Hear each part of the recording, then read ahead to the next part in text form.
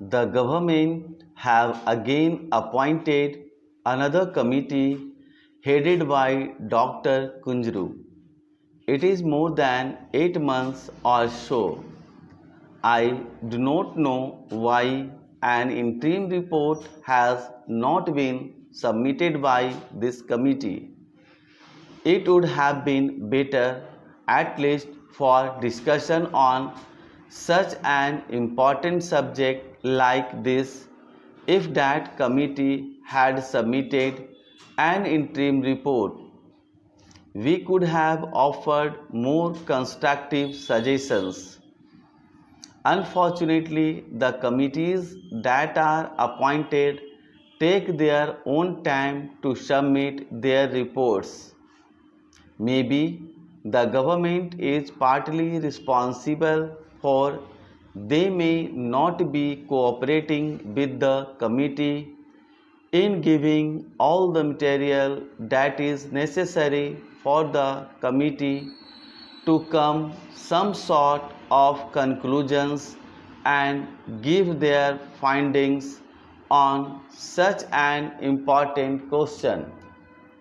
So he did not mention the figures here but told refuse under the guise that our railways took much better than the railways work in other countries and that the rate of accidents India is much lower than the rate of accidents in America or England.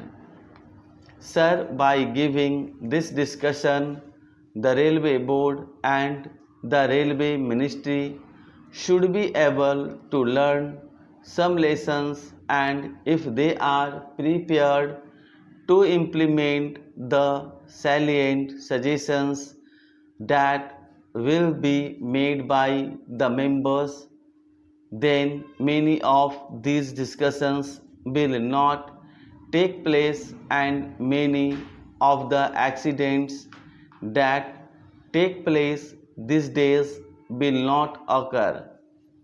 It has now become almost an everyday affair.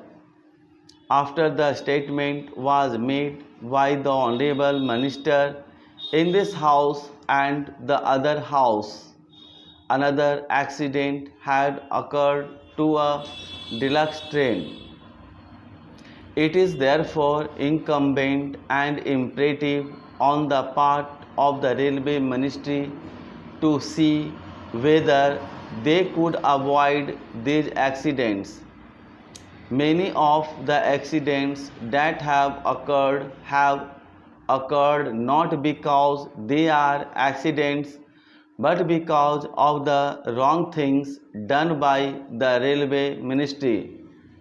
When a train leaves the station, care is not taken to see whether it has defective engine, defective e-locomotive, whether proper check was made of it, whether the bogies that are attached to the train are properly checked up, whether the screws and bolts that are there properly placed in their proper places, and so on.